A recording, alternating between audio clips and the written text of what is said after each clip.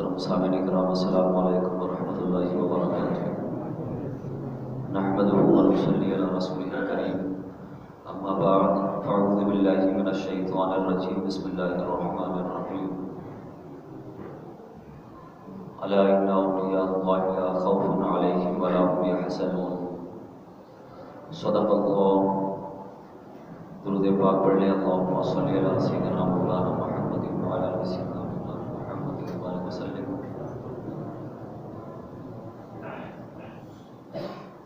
غوث اعظم محمد کا محبوب ہے، غوث اعظم زمانے کا سلطان ہے، غوث اعظم کی ہر جا مچھی دھوم ہے، غوث اعظم کا گھر گھر میں فیضان ہے۔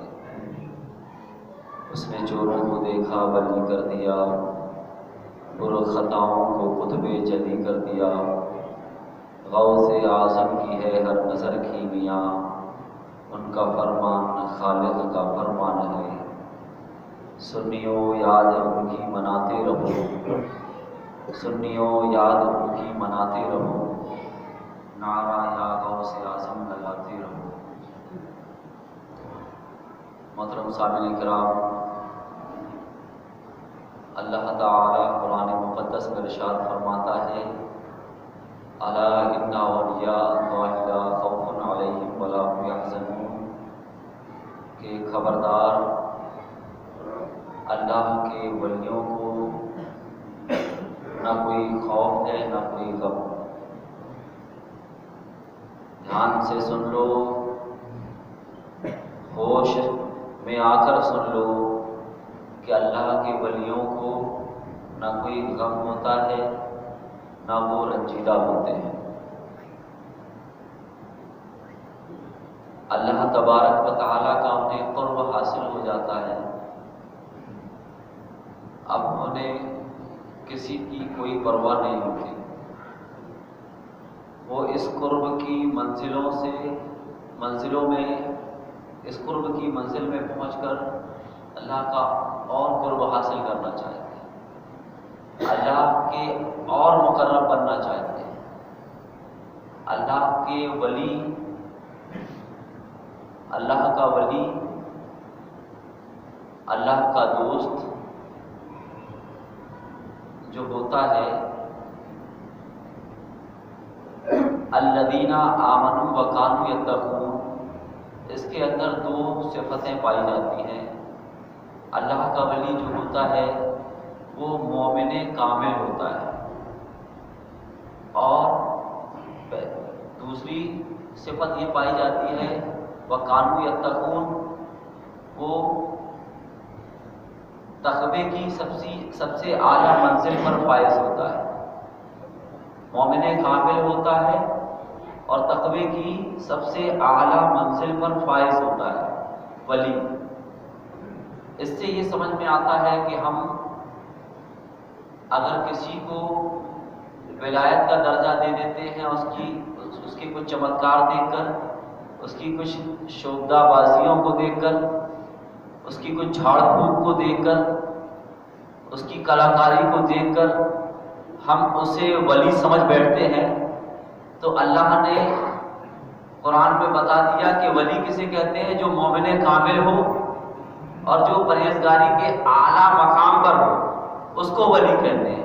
جو چمتکار دکھائے اس کو ولی نہیں کہتے، جو شوبدہ بازی کرے، جادوگری کرے، جو دنیاوی اعتبار سے کچھ کلاکاری دکھاتا ہے، تو اس کو ولی نہیں کہتے۔ اللہ نے ولی بتا دیا کسے کہتے ہیں، الذین آمنوا وکانوا یتقون، جو مومن کامل ہوگا وہ ولی ہوگا، جو تقوی کی اعلیٰ منزل پر فائز ہوگا، جو سب سے بڑا پرہیزگار ہوگا، اول درجے کا پرہیزگار ہوگا، وہ ولی ہوگا۔ اس کے علاوہ اور کوئی ولی نہیں ہوگا۔ تو پتہ یہ چلا کہ جو نمازی ہوگا وہ ولی ہوگا، جو لوگوں کے دل کو نہیں دکھائے گا وہ ولی ہوگا، جو زیادتی نہیں کرے گا وہ ولی ہوگا، جو کسی کے حق کو غصب نہیں کرے گا وہ ولی ہوگا، جو کسی کو ناحق نہیں ستائے گا وہ ولی ہوگا، جو گالی گلوچ نہیں کرے گا وہ ولی ہوگا، جو کسی کے اوپر الزام تراشی نہیں کرے گا وہ ولی ہوگا. غرض کہ وہ شخص جو اپنی خواہشات کے چکر میں جو نہیں ہوگا، اپنی خواہشات پوری کرنے کی فکر میں جو نہیں ہوگا وہ ولی ہوگا. جو آرزوؤں کا بندہ، آرزوؤں کا غلام جو نہیں ہوگا وہ ولی ہوگا. جو دوسروں کی جیبوں پر نظر رکھتا ہوگا وہ ولی نہیں ہو سکتا. جو دوسروں کی جیبوں پر جس کی نظر ہو وہ ولی نہیں ہو سکتا. جو لوگوں کے دلوں کو بدلنا چاہتا ہے وہ ولی ہوگا. تو ولی اسے کہتے ہیں جو مومن کامل ہو. ولی اسے کہتے ہیں جو صبح سے شام تک وہ کوئی بھی کام کرے تو وہ یہ دیکھے کہ شریعت مطہرہ کی جانب سے یہ کام کرنا صحیح ہے یا نہیں، شریعت نے اس کی اجازت دی ہے یا نہیں. یعنی جو شریعت بیضا، ملت بیضا کے مطابق اپنی زندگی گزارے وہ ولی ہوگا. جو شریعت کی جانب سے جو فرامین آئے ہیں اس پر عمل کرے گا وہ ولی ہوگا. شریعت نے جن باتوں سے روکا ہے ان باتوں سے رکے گا وہ ولی ہوگا. ولی وہ نہیں ہوگا جو صرف اور صرف چمتکار دکھا دے. ہاں یہ الگ بات ہے کہ ولی سے کوئی چمتکار صادر ہو سکتا ہے، کوئی کرامت ظاہر ہو سکتی ہے، لیکن ولی ایکچوئل میں، ولی اصل میں وہی ہوگا جو کامل مومن ہوگا اور پرہیزگاری کے اعلیٰ منصب پر ہوگا. ولی وہ ہوگا. یہ پلس ہے کہ اس سے کوئی کرامت ظاہر ہو جائے. ولی اپنی ولایت کو چھپاتا ہے. ولی کسے کہتے ہیں؟ جو اپنی ولایت کو چھپاتا ہے، پردے میں رکھتا ہے. اپنی ولایت کو وہ پوشیدہ رکھتا ہے. اس کی یہ خواہش ہوتی ہے کہ میری ولایت چھپی رہے، میری ولایت آشکار نہ ہو، عام نہ ہو. یہ ولی کی تعریف ہے. اگر ہم اور آپ کسی کو بھی ولی بولتے ہیں تو بولنے سے پہلے یہ دیکھنا چاہیے کہ کیا وہ مومن کامل ہے، کیا وہ پرہیزگار ہے. اسی سے یہ مسئلہ حل ہو جاتا ہے کہ آج ہم کسی بھی ایرے گہرے کو، کسی بھی چھو چھکڑ کرنے والے کو، کسی بھی بڑی کلا بازیاں دکھانے والے کو ہم ولی سمجھ لیتے ہیں اور اس کے ہاتھ پر ہاتھ دے بیٹھتے ہیں. تو کیا ہمارا اپنا جو ماننا ہے، جو ہم دیکھتے ہیں اس کی بنیاد پر ہاتھ دے بیٹھتے ہیں؟ تو کیا یہی دیکھنا چاہیے؟ نہیں. قرآن کہتا ہے الذین آمنوا وکانوا یتقون. اگر تمہیں ولی کے اندر کچھ دیکھنا ہے تو یہ دیکھو کہ وہ ایمان کامل ہے، رکھتا ہے یا نہیں رکھتا ہے، وہ پرہیزگاری کے اعلیٰ منصب پر فائز ہے یا نہیں، دنیاوی خواہشات کا وہ دلدادہ تو نہیں ہے، کہیں وہ دنیاوی خواہشوں، دنیاوی لذتوں کے چکر میں تو نہیں پڑا ہوا ہے. اگر ایسا ہے تو وہ ولی نہیں ہو سکتا. عزیزان ملت اسلامیہ، تو یہ ایک ایسی ڈیفینیشن ہے ولی کے بارے میں جو ہم میں سے ہر ایک کو اپنے پاس رکھنا چاہیے. اور یہ ضروری نہیں ہے کہ ولی جب اللہ تبارک و تعالیٰ بنائے تبھی ولی بنتا ہے. آپ چاہو تو آپ بھی اس کے فرامین پر عمل کر کے، اس کے منہیات سے بچ کر بھی آپ بھی ولی بن سکتے ہیں. آپ بھی اللہ کے قریبی بن سکتے ہیں. کیسے قریبی بنیں گے آپ اپنا پورا شب و روز احتیاط سے گزاریں. آپ اپنے دن رات اللہ کی فرمان کے مطابق گزاریں. آپ اپنے نفس کو کنٹرول میں رکھیں، اپنے نفس کو قابو میں رکھیں. کسی بھی قیمت میں یہ نہ ہونے پائے کہ آپ کوئی ایسا کام کر دیں جو رب کی نافرمانی کا باعث ہو. آپ ہر اس کام سے بچیں جن کاموں سے رب ناراض ہوتا ہے. جن کاموں سے اللہ تبارک و تعالیٰ نے ہمیں روکا ہے ان کاموں سے بچیں. آپ بھی ولی بن سکتے ہیں. ولی مطلب اللہ کا قریبی بندہ آپ بھی بن سکتے ہیں. صبح سے لے کر شام تک ہم نہ جانے کتنے گناہ کرتے ہیں، ہمیں معلوم ہی نہیں. لیکن حکم کیا ہے کہ رات کو جب بستر میں جائے تو اپنے نفس کا، اپنے دن کا، اپنے پورے 24 گھنٹے کا مطالعہ کریں، محاسبہ کریں. اللہ کے رسول فرماتے ہیں حاسبو قبل ان تحاسبو، کہ اپنے نفس کا محاسبہ کرو، اپنے آپ کا محاسبہ کرو، اپنے نفس کا، اپنے آپ کا حساب و کتاب لگاؤ اس سے پہلے کہ وہ تمہارا حساب و کتاب لگائے. लगाओ आज दिन भर में कितनी नमाजें छोड़ी, हिसाब लगाओ आज दिन भर में मैंने कितनी नमाजें छोड़ी, आज दिन भर में मैंने कितने झूठ बोले, आज दिन भर में मैंने किन किन पर जुल्म किया, आज दिन भर मैंने कितनी बार कम तोला, आज दिन भर मैंने कितने लोगों का मजाक उड़ाया, आज दिन भर मैंने किन किन पर तोहमत लगाई, आज दिन भर मैंने कैसे कैसे गुनाह किए, ये हिसाबो किताब लगाएं। और आप जब इन हिसाबो किताब में पड़ जाओगे तो आपका दिल खुद बखुद ये होगा, इस बात की तरफ आपका दिल जाएगा कि कल मैं इससे कुछ कम गुनाह करूँ, आज बहुत सारे गुनाह हुए, कल मैं इससे कम गुनाह करूँगा। लेकिन आज हमारा हाल क्या है? हमारा हाल ये है कि हम इतनी बेफिक्री से, बेपरवाही से हम बिस्तर में जाते हैं और सो जाते हैं, हमें किसी चीज से कोई मतलब नहीं, बड़ी आसानी से हमें नींद आ जाती है। मैंने कितनी नमाजें आज पढ़ी, हम इस तरफ तवज्जो नहीं करते, मैंने कितने झूठ बोले, मैंने कितना फरेब दिया, कितना फ्रॉड किया, इन तमाम बड़े भाग में हम नहीं लगते, बड़ी आसानी से बिस्तर में जाते हैं और सो जाते हैं। वजह क्या है? वजह सिर्फ और सिर्फ ये है कि हमारा दिल निफाक की बुनियाद पर, गुनाह की कुदूरत और जुल्मत की बुनियाद पर इतना काला हो गया है, इतना मटियाला हो गया है कि हम ये तमाम बातें सोचते नहीं और बिल्कुल सो जाते हैं, ख्वाबे गफलत की नींद हम ले लेते हैं, हमारी इस तरफ तवज्जो भी नहीं जाती कि या अल्लाह हमसे ये दिन कितना खराब हमारा ये दिन गुजरा है, कितनी तेरी नाफरमानियों में भरा ये दिन गुजरा है। हम ये इन तमाम बातों को सोचते नहीं और हम सो जाते हैं। ये नींद भी हमें इतनी आसानी से आ जाती है, उसकी वजह ये है कि गुनाहों की दलदल में इस कदर हम धंस चुके हैं कि अब हमें गुनाह लगता ही नहीं, हमें उसकी कोई परवाह और फिक्र ही नहीं, हम बड़ी आसानी से सो जाते हैं। लेकिन वो लोग जिनके दिलों में अभी भी कुछ नूर बाकी है, वो लोग जिनके दिलों में अल्लाह तबारक व तआला की मारिफत अभी भी बाकी है, वो जब तन्हाई में होते हैं और अल्लाह को याद करते हैं और अपने गुनाहों को याद करते हैं तो वो मचल जाते हैं, वो दीवाने हो जाते हैं कि या अल्लाह कितना बड़ा गुनाह हो गया, कितना बड़ा गुनाह हो गया।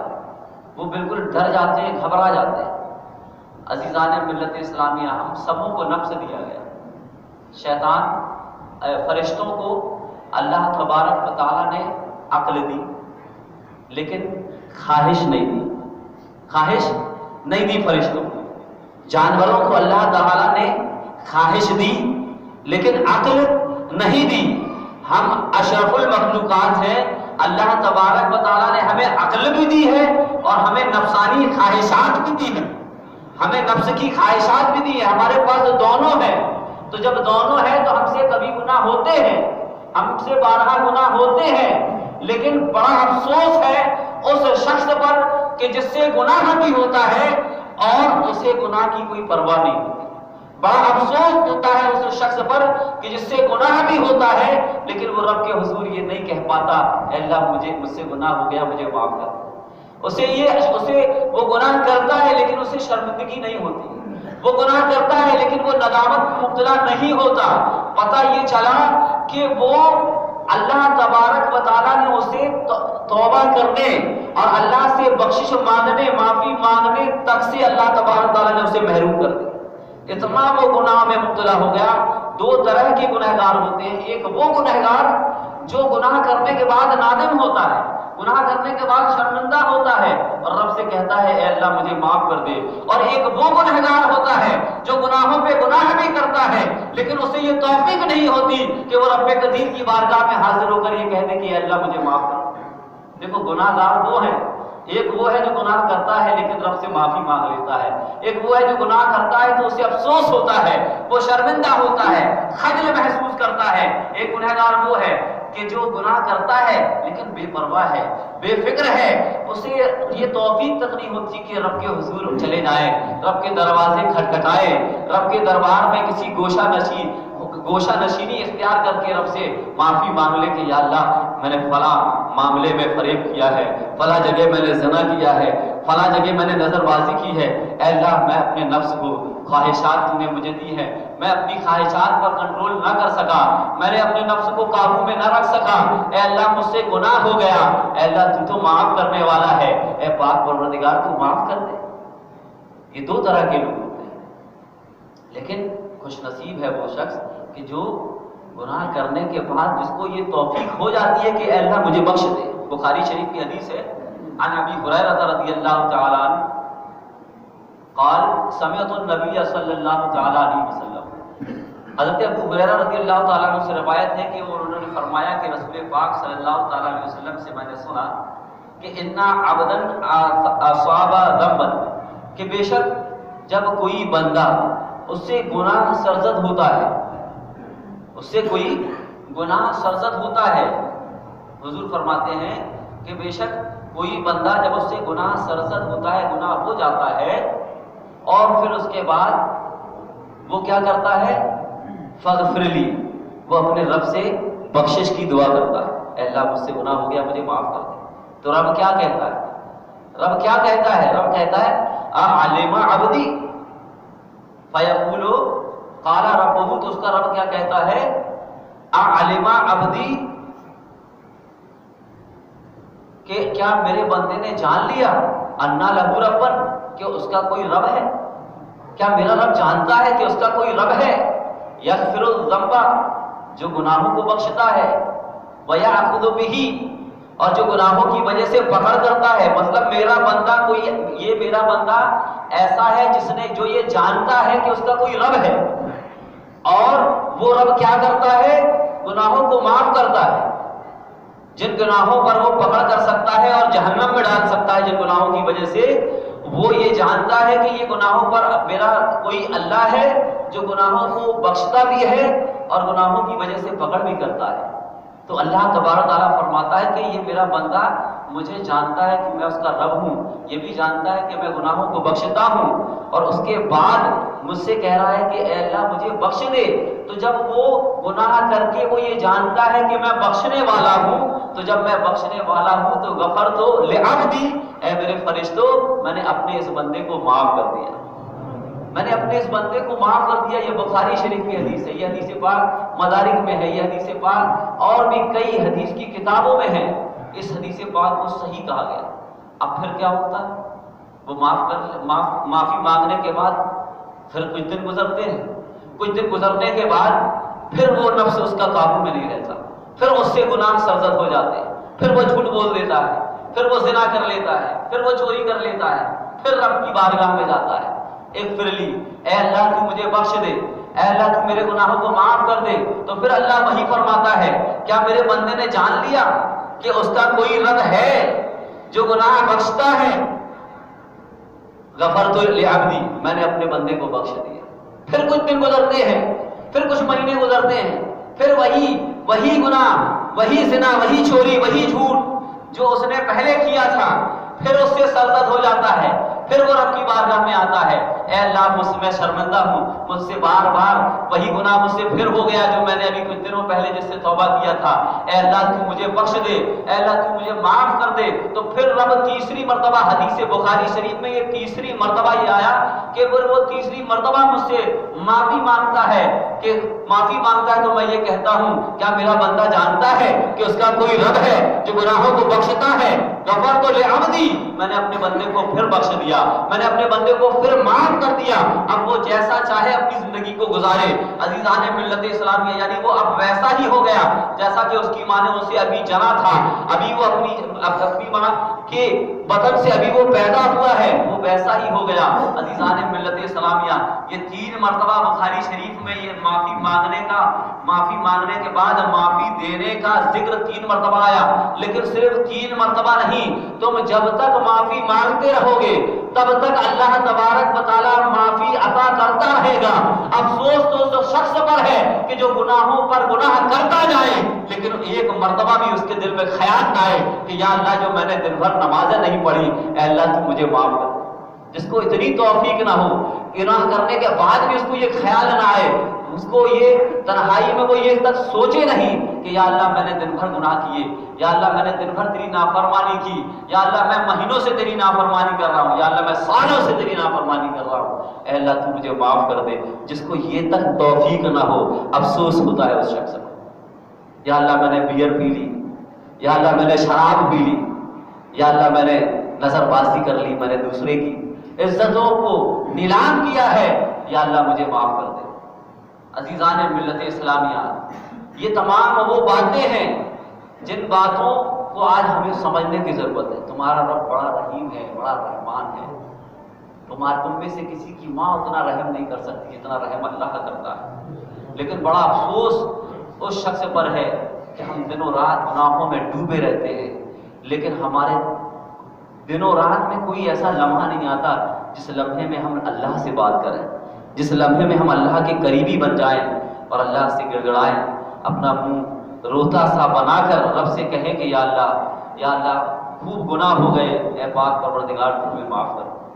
عزیزان ملت اسلامیہ، تو ہمیں اور آپ کو چاہیے کہ ہر قدم ہم اپنے آپ، ہر قدم ہم پھونک کر رکھیں، کسی بھی قیمت میں گناہوں کے قریب نہ جائیں، اور اگر گناہ ہو جاتے ہیں تو تم نہ فرشتے ہو، نہ تم جانور ہو، تم انسان ہو، گناہ ہو سکتے ہیں، لیکن اللہ تبارک و تعالیٰ بڑا رحیم ہے، اس کی بارگاہ میں جاؤ، سچی توبہ کرو، توبہ چھوڑ چکے ہو کئی بار تو اب پھر توبہ کر لو۔ وہ بار بار توبہ کرنے کے بعد پھر جب تم توبہ کرتے ہو تو اس توبہ کو بھی وہ قبول کرنے والا ہے۔ وہ توبہ قبول کرنے والا نہیں ہے، وہ کہتا ہے میں تواب ہوں، میں بہت زیادہ توبہ قبول کرنے والا ہوں۔ وہ صرف توبہ قبول کرنے والا نہیں ہے، وہ فرماتا ہے میں تواب ہوں۔ تواب کا مطلب ہوتا ہے بہت زیادہ توبہ قبول کرنے والا۔ 100 مرتبہ تم نے توبہ کی اور توڑ دی، وہ 101ویں مرتبہ توبہ قبول کرنے والا ہے۔ تو آپ اپنے گناہوں سے آج بالکل اپنے گناہوں سے توبہ کر لیں اور یہ مزاج بنا لیں کہ ہم اللہ تبارک و تعالیٰ کو راضی رکھیں گے اور شریعت کی پابندی کریں گے، ہم دین قرآن و سنت کے مطابق زندگی گزاریں گے۔ عزیزان ملت اسلامیہ، اپنی نظروں کو حیا کی چادر اپنی نظروں کو عطا کریں گے، ہم اپنے پیٹ کو لقمہ حلال سے تر کریں گے، ہم اپنے ہاتھوں سے وہ کام کریں گے جن کاموں کی شریعت مطہرہ نے اجازت دی ہے، اپنے پیروں کو انہی جگہوں پر لے کر جائیں گے جن جگہوں پر شریعت نے جانے کی اجازت دی ہے۔ عزیزان ملت اسلامیہ، بالکل اسی طریقے سے جس طریقے سے حضور غوث پاک رضی اللہ تعالیٰ عنہ کے ہاتھوں پر ان ڈاکوؤں نے توبہ کی، جب ڈاکوؤں نے ہمدان سے آگے چل کر جب قافلے والوں کو لوٹا تو حضور غوث پاک رضی اللہ تعالیٰ عنہ ایک کنارے کھڑے تھے۔ ڈاکوؤں میں سے ایک ڈاکو نے حضور غوث پاک سے کہا، اے بچے تیرے پاس بھی کچھ ہے کیا؟ تمہارے پاس بھی کچھ ہے کیا؟ تو حضور غوث پاک نے فرمایا کہ میرے پاس 40 دینار ہیں۔ ڈاکو نے سوچا کہ بچہ مذاق کر رہا ہے، یہ نوجوان مذاق کر رہا ہے، وہ وہاں سے گزر جاتا ہے۔ پھر دوسرا ڈاکو آتا ہے، وہ کہتا ہے کہ تمہارے پاس کچھ ہے؟ حضور غوث پاک رضی اللہ تعالیٰ عنہ کہتے ہیں کہ میرے پاس 40 دینار ہیں۔ وہ بھی سمجھتے ہیں کہ یہ نوجوان مذاق کر رہا ہے، آگے بڑھ جاتے ہیں۔ جب ڈاکو لوگ پورا قافلہ لوٹنے کے بعد جب حساب و کتاب کرتے ہیں تو دونوں ڈاکو کہتے ہیں، اس نوجوان کے بارے میں ذکر کرتے ہیں سردار کے پاس کہ سردار ایک نوجوان اس قافلے میں ایسا بھی ہے جو ایسا مذاق کر رہا ہے۔ تو حضور ڈاکوؤں کے سردار نے حضور غوث پاک کو اپنے پاس بلایا۔ وہ حضور غوث پاک جب تشریف لائے تو ڈاکوؤں کے سردار نے کہا، اے نوجوان تمہارے پاس کیا ہے؟ تو حضور غوث پاک رضی اللہ تعالیٰ عنہ نے کہا کہ میرے پاس 40 دینار ہیں۔ اور اس ڈاکوؤں کے سردار نے کہا کہاں ہیں؟ تو حضور غوث پاک نے کہا میری گدڑی کی بغل میں سلے ہوئے ہیں۔ جب گدڑی کی بغل کو چاک کیا گیا، پھاڑا گیا تو کیا دیکھتے ہیں کہ وہ بڑی حفاظت کے ساتھ 40 دینار رکھی ہوئی ہے۔ تو ڈاکو کے سردار نے کہا کہ تم چاہتے تو حفاظت کر سکتے تھے، تم چاہتے تو اپنی اس دینار کو بچا کر لے جا سکتے تھے، لیکن آخر کیا وجہ ہے کہ تم نے سچ بتا دیا؟ تو حضور غوث پاک مسکرائے، اور مسکرانے کے بعد حضور غوث پاک نے فرمایا کہ میں نے صاف اس لیے میں کیا جھوٹ بولتا؟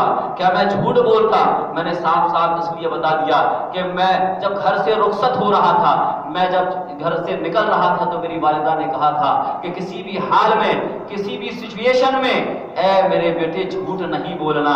میں نے اپنی ماں سے کیے ہوئے عہد کو، ماں سے کیے ہوئے وعدے کو میں نے برقرار رکھا، اور جب تم نے مجھ سے پوچھا کہ تمہارے پاس کیا ہے تو میں نے سچ سچ بتا دیا۔ عزیزان ملت اسلامیہ، تو حضور غوث پاک نے کہا کہ کیا میں اپنے دینار کو بچانے کے لیے، کیا میں تم سے ڈر جانے کی وجہ سے کیا میں تم سے جھوٹ بولتا؟ میں نے اپنی ماں کے عہد کو پورا کیا۔ میں اپنی دینار کو تو لٹا سکتا ہوں، لیکن اپنی ماں کی بات کو نہیں لٹا سکتا۔ میں خود تو لٹ سکتا ہوں، لیکن اپنی ماں کی وصیت اور نصیحت کو نہیں لٹنے دے سکتا، اس لیے میں نے سچ سچ بتا دیا۔ عزیزان ملت اسلامیہ، آپ دیکھیں کہ جب یہ رسول حضور غوث پاک رضی اللہ تعالیٰ عنہ نے جب سچائی کے ساتھ سچ بولنے کی جب وجہ بتائی تو ڈاکوؤں کے سردار نے کہا، ڈاکوؤں کے سردار حضور غوث پاک کے قدموں میں گر گئے اور کہتے ہیں کہ تم اپنی ماں سے کیے ہوئے عہد و پیمان کو نہیں توڑ پا رہے ہو، ہم سال سے رب سے کیے ہوئے عہد کو توڑ رہے ہیں اور مظلوموں کو لوٹ رہے ہیں، ہر انسانوں کو لوٹ رہے ہیں، ڈاکہ زنی کر رہے ہیں۔ آپ ڈاکوؤں کا سردار آپ کے قدموں میں گر جاتا ہے اور توبہ کرنے لگتا ہے۔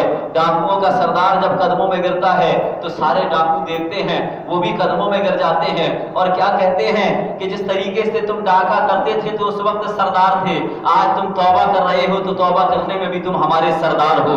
عزیزان ملت اسلامیہ، حضور غوث پاک فرماتے ہیں ہم اول من تاب علی یدی، یہ سب سے پہلی جماعت ہے، یہ سب سے پہلا گروہ ہے جو غوث پاک کے ہاتھوں پر سب سے پہلے توبہ کیا۔ آپ سوچئے کہ جب کوئی شخص ڈاکہ ڈالتا ہے تو وہ کتنا قتل و غارت گری کرتا ہے، وہ کتنا لوگوں کے ساتھ لوٹ کھسوٹ کرتا ہے، لیکن انہوں نے توبہ کیا۔ حضور عبد القادر جیلانی رضی اللہ تعالیٰ عنہ کے قدموں میں گر گئے تو حضور غوث اور سچے دل سے انہوں نے توبہ کی، تو توبہ کرنے کے بعد ان کو کیا مقام ملا؟ ان کو یہ مقام ملا کہ کسی شاعر نے کیا کہا ہے کہ اس نے چوروں کو دیکھا ولی کر دیا، پر خطاؤں کو پکڑے جلی کر دیا، موت آدم کی ہے ہر نظر کی میاں، ان کا فرمان خالق کا فرمان ہے۔ عزیزان ملت اسلامیہ، سب نے توبہ کیا، گناہوں سے بھری زندگی سے توبہ کیا اور سارے کے سارے ڈاکو ولی کامل بن گئے، ولی کامل بن گئے۔ پتہ یہ چلا کہ جب کوئی توبہ کرتا ہے، شرمندہ ہوتا ہے تو اس کے سارے گناہ اللہ تبارک و تعالی معاف کر دیتا ہے، اور جس طریقے سے ان کو معاف کر دیا گیا۔ حضور غوث پاک مادر زاد ولی تھے، ماں کی پیٹ میں جب تھے اس وقت ولی تھے، تبھی تو طلوع فجر سے لے کر مغرب تک اپنی ماں کا دودھ نہیں پیتے تھے۔ دودھ کب پیتے تھے؟ جب مغرب کی اذان ہو جاتی تھی، اس کے بعد دودھ پیتے تھے۔ اب مغرب کی جب پہلا سال تھا، جب آپ کی ولادت ہوئی، ولادت کے بعد جو مہینہ لگا وہ رمضان شریف کا، تو طلوع فجر سے لے کر غروب آفتاب تک غوث پاک دودھ تناول نہیں فرماتے تھے اپنی ماں کا۔ کب تناول فرماتے؟ مغرب کے بعد، سورج ڈوبنے کے بعد۔ عزیزان ملت اسلامیہ، اعلیٰ حضرت فرماتے ہیں غوث اعظم امام التقا والنقا، جلوے شان قدرت بلا فضل۔ یہ آپ کا حضور غوث پاک کہیں سیر و تفریح کے لیے ایک مرتبہ گئے تو ایک بیل نے آپ سے کہا، اے عبد القادر، تم سیر و تفریح کے لیے نہیں پیدا کیے گئے ہو، تمہیں اللہ تبارک و تعالیٰ نے کسی اور کام کے لیے پیدا کیا، آپ واپس اپنے گھر کی طرف چلے جاتے ہیں۔ اسی طریقے سے اور بھی بہت سارے معاملات ہیں جو بچپن ہی سے آپ کے ساتھ ہوئے، بچپن ہی سے۔ اسی لیے کہا جاتا ہے، بزرگوں کا اس بات پر اتفاق ہے کہ حضور غوث پاک مادر زاد ولی بچپن ہی سے آپ کو اللہ تبارک و تعالیٰ نے ولایت عطا فرمائی۔ حضور غوث پاک رضی اللہ تعالیٰ عنہ کا آپ یہ مبارک مہینہ ہے، اس میں زیادہ سے زیادہ ان کے نام پر آپ ایصال ثواب کریں، فاتحہ کریں، شریعت مطہرہ کے مطابق، قرآن و سنت کے مطابق آپ غریبوں کی مدد کریں، یتیموں کی خبرگیری کریں اور خوب لوگوں کو کھلائیں پلائیں۔ اور حضور غوث پاک نے جس طریقے سے علم و دین حاصل کرنے کے لیے جیلان سے ہمدان ہوتے ہوئے بغداد کا سفر کیا، 500 کلومیٹر، مادر زاد ولی اور 500 کلومیٹر کا سفر کر رہے ہیں علم حاصل کرنے کے لیے، تو ہم بھی حضور غوث پاک کے نقش قدم پر چلیں اور علم حاصل کریں۔ 7 سال کی عمر میں حافظ ہو گئے، 18 سال کی عمر تک گیلان میں آپ نے علم دین حاصل کیا، اب اور علم حاصل کرنے کے لیے بغداد جا رہے ہیں، 500 کلومیٹر کا سفر طے کر رہے ہیں قافلے کے ساتھ، اور علم حاصل کر رہے ہیں۔ تو ہمیں بھی علم حاصل کرنا چاہیے، ہمیں بھی ترجمہ قرآن پڑھنا چاہیے، ہمیں بھی قرآن کی تفسیر پڑھنا چاہیے، جہاں سمجھ میں نہ آئے انڈر لائن کرنا چاہیے، اور کسی بہترین عالم دین سے اس کو سمجھنا چاہیے، اس گتھی کو سلجھانا چاہیے۔ اگر آپ واقعی میں غوث پاک کے ماننے والے ہو، اللہ تبارک و تعالیٰ سے دعا ہے کہ ہم سبوں کو کہنے سننے سے زیادہ عمل کرنے کی توفیق عطا فرمائے۔ السلام علیکم ورحمۃ اللہ وبرکاتہ۔